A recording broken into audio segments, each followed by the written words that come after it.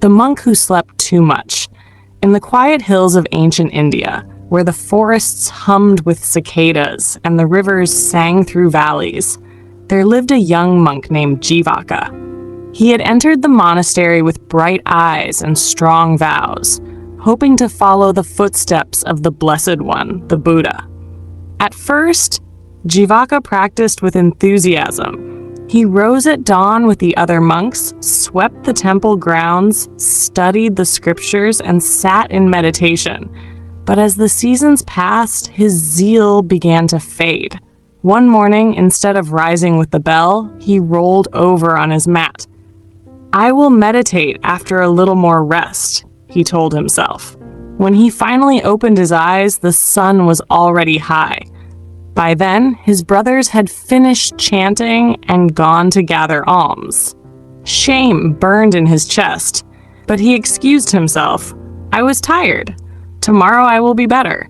But tomorrow came, and again he overslept. Soon, this became his habit. During meditation, his eyelids drooped. During chanting, his mind wandered. He still dreamed of enlightenment, but he was paralyzed by the sweetness of ease. One day, the abbot, an elder monk named Ananda, noticed Jivaka nodding off during the midday recitation. After the chants, he called the young monk aside. "Jivaka," he asked gently, "why do you look so heavy with sleep?" "I do not know, master," Jivaka admitted. "Whenever I try to meditate, my body feels like stone. Whenever I want to rise early, I cling to my mat. I fear I am too lazy to walk this path." The elder smiled, his eyes kind but sharp. "Laziness is not stronger than you, Jivaka. It is only a shadow, but if you keep feeding it, it will grow until it devours your whole life." Jivaka lowered his head in shame. "How then, master, can I defeat it?" Ananda pointed to the distant mountains, their peaks veiled in mist. "Climb those mountains with me tomorrow, I will show you." At dawn the next day, while Jivaka's body cried out for more sleep, Ananda shook his shoulder. "Up, my son. The mountain waits." Together they set out, the elder went swiftly. The climb was steep, the rocks sharp. After only a short while, Jivaka panted. "Master, I am tired. Let us rest." Ananda did not stop. "Rest if you wish, but the mountain does not grow smaller by waiting." Jivaka gritted his teeth and followed. Step by step, sweat dripping, legs trembling, he pushed on. Many times he wanted to quit, but each time he remembered his teacher's words. The mountain does not grow smaller by waiting. Hours later, when they finally reached the peak, the land spread wide below them. Fields, rivers, forests, villages. The air was clear, the sky vast. "Look, Jivaka," said Ananda. "This is what determination brings. If you had surrendered to laziness halfway, you would never have seen this view. The mountain is like your mind.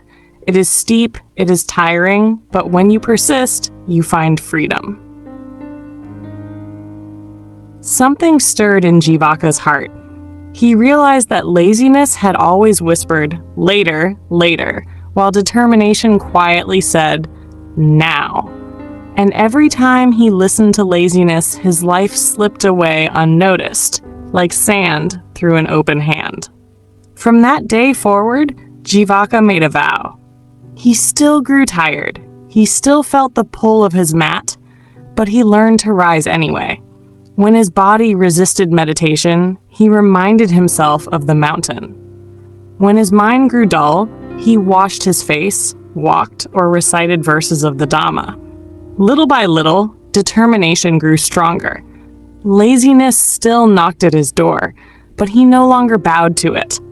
And in his persistence, he discovered peace deeper than sleep, joy brighter than dreams. The moral laziness will always whisper in the human heart. It promises comfort, but delivers regret. Determination, though demanding, opens the way to greatness.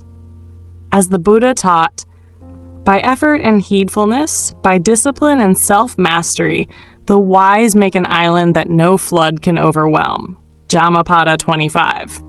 Jivaka learned that lesson on the mountain. We too can learn it in our daily lives. Step by step, moment by moment, conquering laziness with the quiet strength of determination.